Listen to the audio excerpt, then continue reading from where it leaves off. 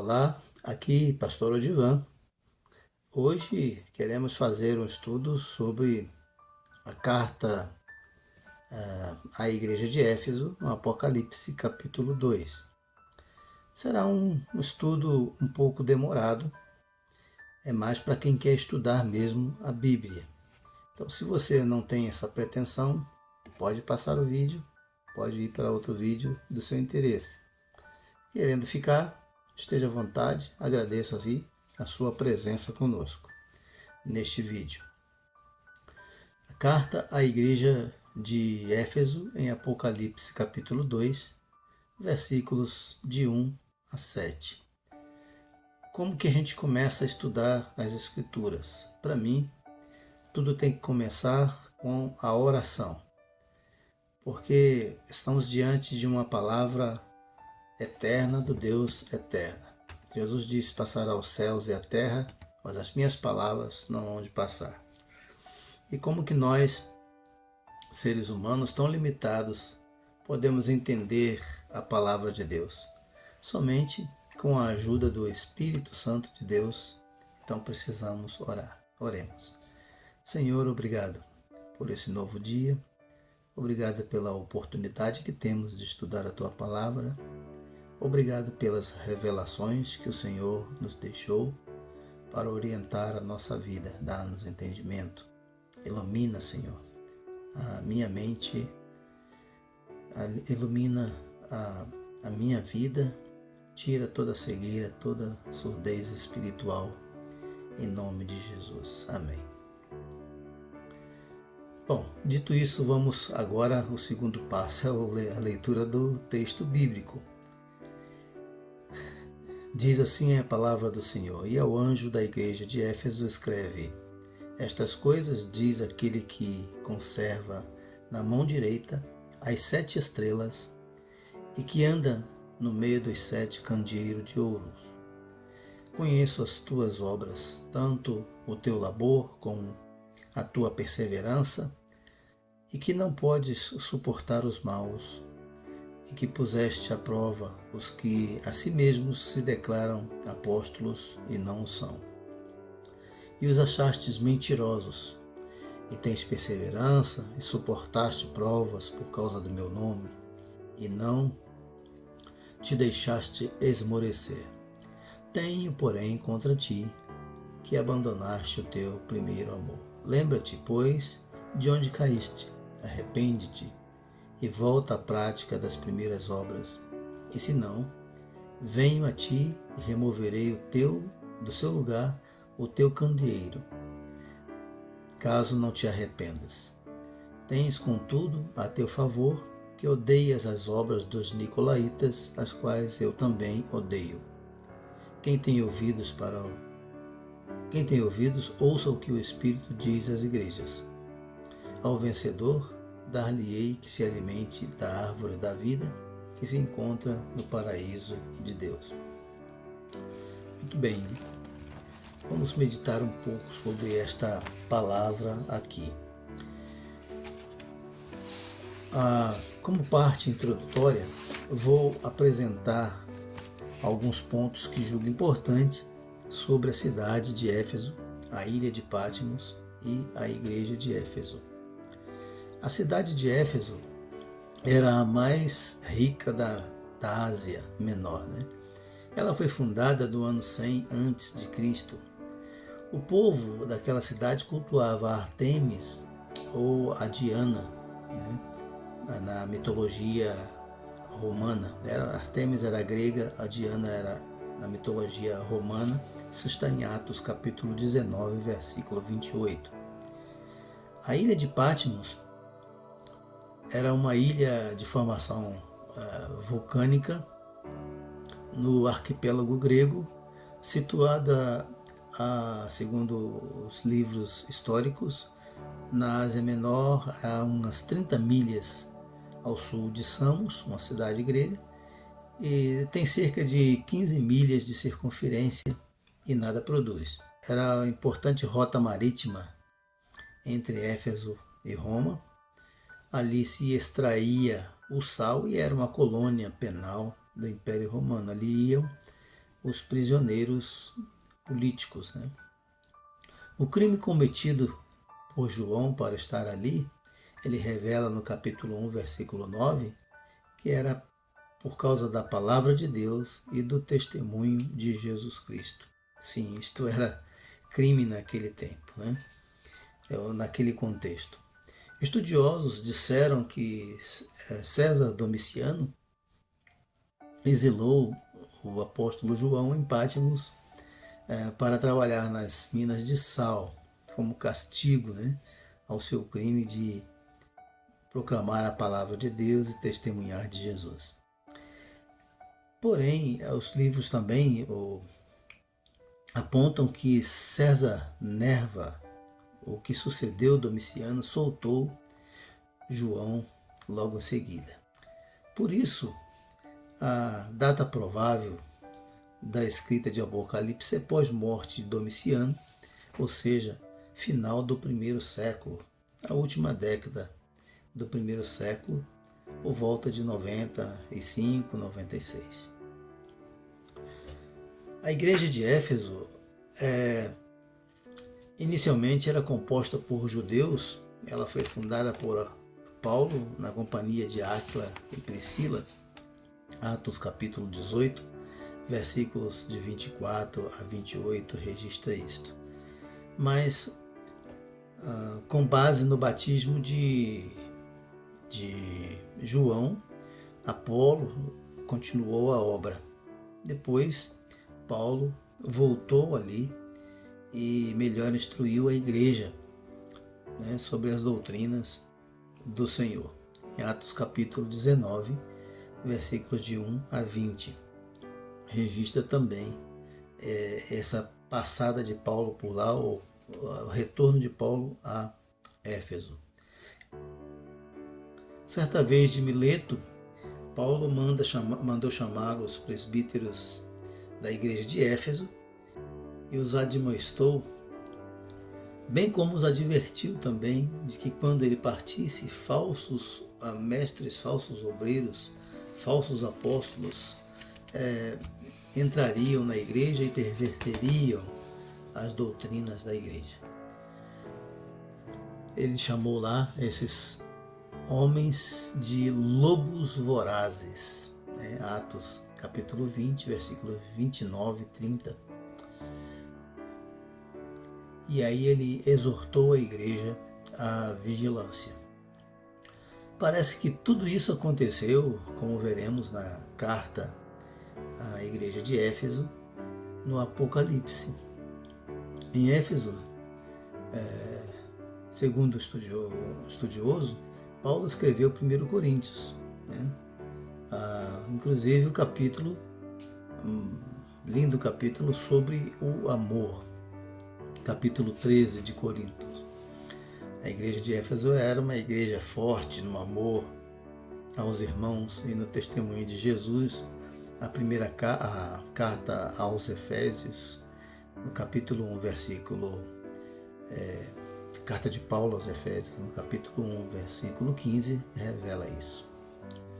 Éfeso, como uma das 7 igrejas da Ásia. Vamos conhecer um pouco então dessa igreja. Vamos recapitular apenas que o capítulo 1, vimos que Jesus Cristo glorificado revelou os fatos que estavam acontecendo e os que depois daqueles fatos aconteceriam. Ele aparece no capítulo 1, versículo 17, versículo 19, que são versículos que descrevem muito bem o seu estado glorioso, sua missão, seu propósito em revelar os fatos a João. Digo que de início que os fatos não são só sobre o futuro, são sobre o nosso tempo, os últimos tempos. Os fatos eram daqueles tempos mesmo. Tinha a ver com a vida da igreja naquele momento. Não faz sentido a igreja estar sofrendo uma perseguição e Jesus escrever sobre a igreja do final do século 21, por exemplo, ou 22, sei lá até quando vai a história. Estava escrevendo para aquela igreja daquele tempo mesmo e dando a ela a orientação, desvendando o que aconteceria na história dela e a partir dali até o final da história. Então, prosseguindo, a carta é ao anjo da igreja. Anjo quer dizer angelos, em grego quer dizer mensageiro. Por isso, talvez seja o pastor da igreja, se refira ao pastor da igreja, como mensageiro responsável por ela. É a ideia mais aceita de que ao anjo da igreja se refere ao pastor. Jesus se apresenta como tendo na mão direita, ele tem nas mãos direitas as 7 estrelas e os 7 candeeiros. O que são as 7 igrejas e os 7 candeeiros? Ele já revelou no capítulo 1, né? No versículo 20, as 7 igrejas são os 7 anjos e os 7 candeeiros são as 7 igrejas, né? Então são 7 estrelas, são os 7 pastores das 7 igrejas da Ásia, que é endereçada às cartas do Apocalipse. Éfeso é a primeira delas. E os 7 candeeiros são as igrejas. Cada uma daquelas igrejas ali era um candeeiro. Veja que é candeeiro de ouro, né? Falaremos um pouco mais adiante sobre isso. E veja que ele tem na sua destra. Essa expressão é muito importante, capítulo 2, versículo 1, né? Aquele que tem na destra, na sua mão direita, as 7 estrelas e os 7 candeeiros de ouro. Então a mão direita, lembre-se que Apocalipse é um livro escrito por sinais, por símbolos, né? Então a mão direita, ou a destra, é a mão de domínio, a mão de força, né? Jesus está no comando da sua igreja. Ele não a deixou órfã, mandou o seu Espírito, o Espírito Santo, o Consolador e Ensinador, e Ele mesmo, do céu, continua pastoreando na sua igreja. Por isso que Ele está dizendo, escrevendo as cartas e revelando os acontecimentos, a vida da igreja, o que precisa consertar, o que precisa corrigir. Ele é o pastor, né? E continua pastoreando a sua igreja. Pessoalmente, Jesus continua cuidando da sua igreja, olhando por ela. Ele continua tendo cuidado dela. É isso que significa ter na mão os 7 candeeiros. Ele tem o domínio, ele tem a força, ele tem aquilo que pode conduzir a igreja em segurança. Os 7 candeeiros, né, diz aí que os candeeiros são de ouro. E o que quer dizer isso? Ouro significa coisas preciosas. A igreja é preciosa para o Senhor Jesus. Ele morreu por elas, conforme ele diz em Atos capítulo 20, versículo 28, ao alertar os presbíteros da igreja de Éfeso, né, que eles cuidassem do rebanho de Deus por quem Jesus Cristo morreu. Também no capítulo 1, no versículo 5, o João diz assim, né? E da parte de Jesus Cristo, a fiel testemunha, o primogênito dos mortos e o soberano dos reis da terra, aquele que nos ama e pelo seu sangue nos libertou dos nossos pecados. Então é lembrado que Jesus tem a igreja como um candeeiro de ouro, ou seja, muito preciosa para ele. No versículo 2, ele diz: conheço as tuas obras, né?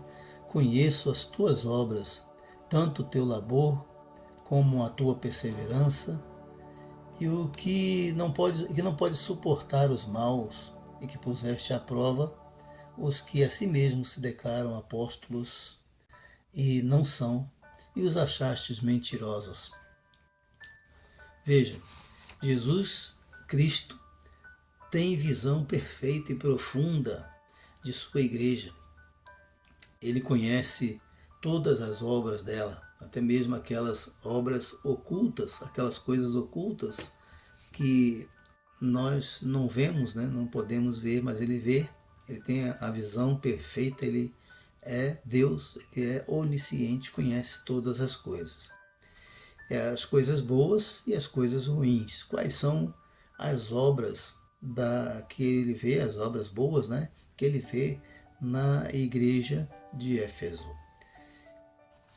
Então Jesus achou na igreja de Éfeso trabalho diligente, perseverante e bom testemunho diante das provas. A igreja estava aprovada, né, com elogios nesses quesitos. Né? Era uma igreja perseverante, era uma igreja obreira, uma igreja operosa na obra do Senhor. Ela também não suportava os falsos obreiros e falsos apóstolos, colocava-os à prova e revelava que eram mentirosos, falsos apóstolos, como disse Paulo em 2 Coríntios capítulo 11, versículos 13 e 15, obreiros fraudulentos, ministros de Satanás. Então a igreja provava os falsos obreiros e os reprovava. A igreja de Éfeso também odiava as obras dos nicolaítas. E nesse ponto, eles se identificavam com o Senhor, porque o Senhor disse, as quais eu também odeio. Então, odiar o pecado não é pecado. Né? Odiar o pecado não é pecado. Odiar o mal não é pecado. Tá? Os nicolaítas, quem eram eles? Né? Estavam também na igreja de Pérgamo, onde a doutrina deles aparece em conexão com a doutrina de Balaão, que ensinou Balaque a prostituir o povo de Deus. Né? Tá? Capítulo 2, versículo 14 e 15, carta à igreja de Pérgamo, revela que eles estavam lá também, presentes, criando confusão. Mas onde está na Bíblia a doutrina de Balaão? Que doutrina é essa?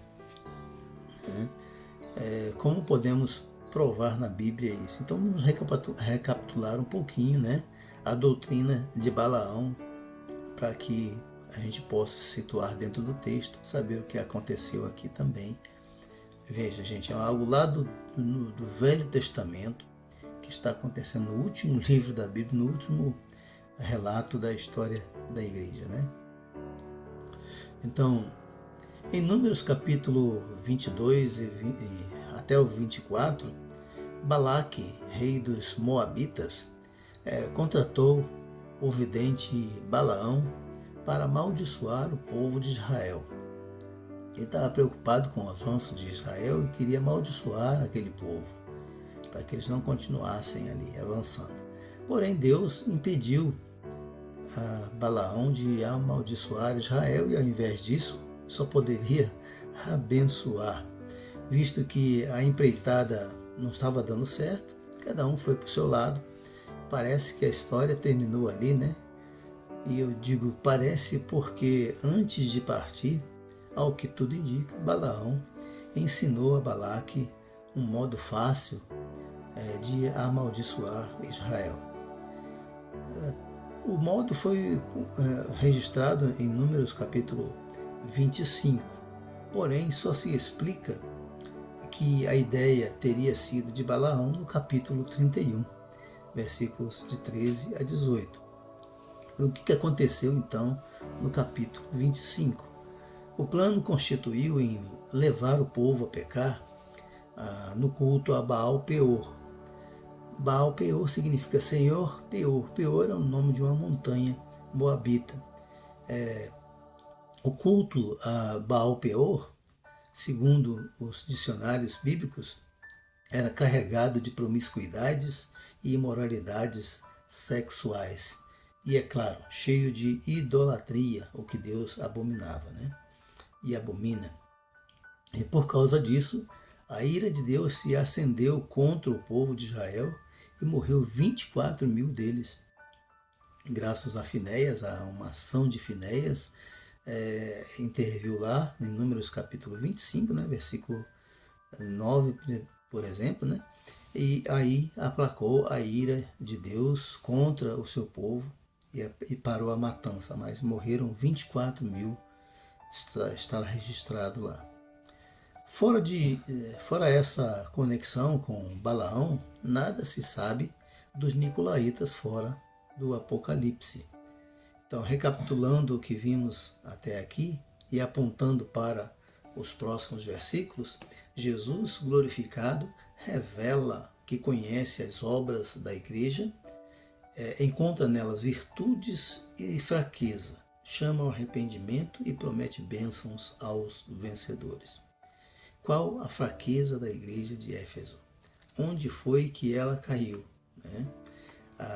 É uma só. Veja, dentre todas as virtudes só tinha uma fraqueza. A queda foi num ponto só. Jesus denuncia a igreja: eu tenho contra ti, você perdeu o seu primeiro amor. E a pergunta é: qual é o primeiro amor que a igreja havia perdido? O primeiro amor é o amor a Deus sobre todas as coisas. Um doutor da lei perguntou a Jesus sobre isso: Mestre, qual é o grande mandamento da lei? E Jesus lhe disse: amarás ao Senhor teu Deus de todo o teu coração, de toda a tua alma, de todo o teu pensamento. Este é o primeiro mandamento, este é o primeiro e grande mandamento, disse Jesus. Mateus capítulo 22, versículos de 36 a 38. Então, outras coisas estavam tomando o lugar de Deus, ou as obras já não eram mais de acordo com este amor, que deve ser o primeiro, que deve ser o absoluto amor, o motivo absoluto do mover de nossas vidas e da igreja do Senhor Jesus. Em 1 Coríntios, escrita de Éfeso, segundo os historiadores, diz muito bem sobre esse amor. O amor, sem o amor nada faz sentido, diz lá. Pode falar em línguas, pode ter grande fé, pode conhecer todos os mistérios, dom de profecia, doar os próprios bens, entregar o próprio corpo para ser queimado. Paulo diz: sem amor nada aproveitaria, nada disso teria nenhum sentido. Seria apenas barulho, seria apenas movimento, ritualismo, vazios, que nada faz sentido. Então o fim disso seria a morte, se não houvesse arrependimento. Diz o Senhor: removerei o teu candeeiro, ou seja, vai retirar a igreja, ou o candeeiro é a igreja, lembrando disso, ou vai retirar o candeeiro, ou vai retirar a preciosidade dela. Já não será mais um candeeiro de ouro, já não será mais igreja, terá nome de igreja, mas não será igreja. Algo semelhante, estava acontecendo. A igreja de Laodiceia, Jesus nem estava dentro, estava fora da igreja. Então, a igreja que pode estar acontecendo isso com muitas igrejas que têm nome de igreja, vive como se fosse igreja, mas não é igreja. Isso é trágico, Jesus já não está mais dentro dela, o Espírito Santo já não tem mais voz, já não fala mais, já não tem mais o poder que ele tem, na verdade, que ele conserva, já não, mas para a igreja já não é mais uma realidade. Então, isso demonstra que uma igreja pode ter perdido o primeiro amor e continuar caminhando como se fossem zumbis ou robôs, Viu aqueles filmes de mortos-vivos? A igreja pode continuar assim também, ou semelhante a isso. Assim é uma igreja sem amor a Deus, sem o primeiro amor, em primeiro lugar, Uma igreja sem alma, uma igreja sem o Espírito. A igreja de Éfeso corria esse sério risco, como Paulo advertiu também aos Tessalonicenses, não extingais o Espírito, capítulo 1 Tessalonicenses 5:19. Porém, o Espírito está presente na igreja. Em todas as cartas há essa admoestação. Vou falar dela daqui a pouco, sobre aquele que tem ouvidos para ouvir, ouça, ouça o que o Espírito diz às igrejas. Mas antes, no versículo 5, Jesus dá aqui a receita para evitar essa catástrofe. Veja que Jesus está interessado em buscar a sua igreja, as igrejas que estão correndo esse risco. No versículo 5 ele diz assim: lembra-te de onde caíste e arrepende-te. Veja aqui no versículo 5 diz: lembra-te, pois, de onde caíste, arrepende-te, volta e pratica as primeiras obras, e se não, venho a ti e removerei do seu lugar o teu candeeiro, caso não te arrependas. Então veja aí as instruções do Senhor, né? O chamado ao arrependimento foi o primeiro chamado da pregação de Jesus em Marcos capítulo 1, versículos 14 e 15.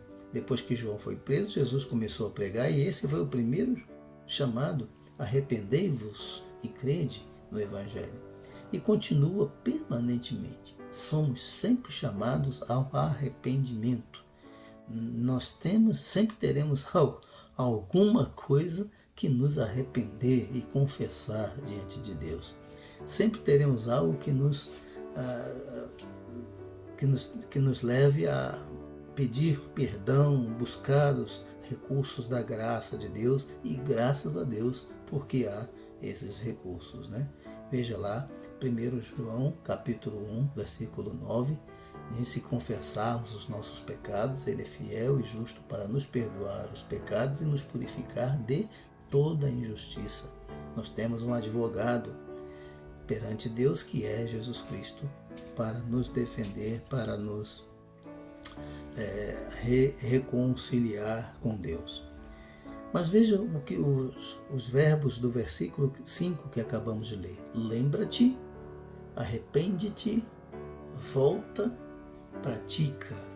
Devemos lembrar, porque muitas vezes, aguerridos com as lutas do dia a dia, né, acabamos por nos esquecer de coisas importantes, coisas essenciais. Muitos esquecem de si mesmos, de cuidar de si mesmos.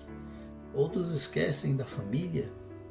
E muitos esquecemos da nossa família, quanto mais de Deus, né? Quanto mais de Deus.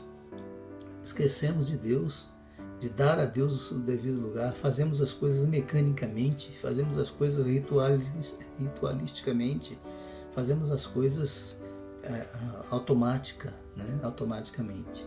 Precisamos nos arrepender, ou seja, mudar nossas crenças, nossos valores errados e seguir no rumo certo, atendendo ao chamado de Deus. Aí sim as nossas práticas terão o valor correto, né? O valor aprovado pelo Senhor. Veja também que o chamado de Jesus, né? O chamado de Jesus é o pastoreio dele. É com conhecimento íntimo. Ele conhece profundamente o nosso coração, conhece profundamente a nossa mente, mas não é com soberba que ele nos chama. É com brandura e mansidão pastoral. Brandura e mansidão pastoral. O chamado ao arrependimento é em tom de apelo amoroso. Jesus nos chama. Ele quer salvar. Ele quer restaurar e não punir, como muitas vezes nós queremos punir as pessoas que erram, né? As pessoas que cometem pecados. Nós queremos punir, queremos nos vingar, mas Deus não quer isso, Jesus não quer isso. Ele é o pastor, ele quer cuidar, ele quer restaurar a sua igreja, quer que a sua igreja volte ao primeiro amor, para que tenha vida verdadeiramente. Então ele tem a visão perfeita para provar as obras da igreja, aprová-las ou reprová-las. Mas reprovadas, ele não abandona, mas chama ao arrependimento para restaurá-la, né? O chamado aconselha a ouvir o Espírito Santo, e este chamado está em todas as cartas, todas as igrejas, que simbolizam aqui a todas as igrejas em todos os tempos, todas as épocas, né? Ele diz: quem tem ouvidos para ouvir, ouça o que o Espírito diz às igrejas. Ou seja, o Espírito está ensinando, ouça, o Espírito está ensinando a todos vocês. Isso significa que, simbolicamente, vale para todas as igrejas, porque está em todas as cartas, todas as 7 cartas. Já falamos anteriormente, em outros estudos, que o número 7 significa completude, e o número 7 aqui, 7 igrejas aqui é simbólico, quer dizer a todas as igrejas daquele tempo e de todos os tempos, de todas as épocas, de todos os lugares, é a completude do povo de Deus, né? Então, o Espírito está em cada uma igreja, orientando, chamando ao arrependimento. Cabe a nós ouvirmos, atendermos o chamado do Espírito Santo de Deus. Ele está presente entre nós. Então, significa também que é algo sério, né? Que representa a vida ou morte para a igreja, ou seja, a perda de existir, a perda de ter o verdadeiro sentido de igreja, de ser verdadeiramente igreja. Então, amados, convém nos perguntar se já não perdemos o sentido de ser igreja do Senhor. O que tem nos movido? Às vezes nós confundimos realizar a obra do Senhor com o Senhor. Realizar a obra é importante, claro. A obra é para o Senhor, mas temos que verificar se o Senhor da obra está presente em nós.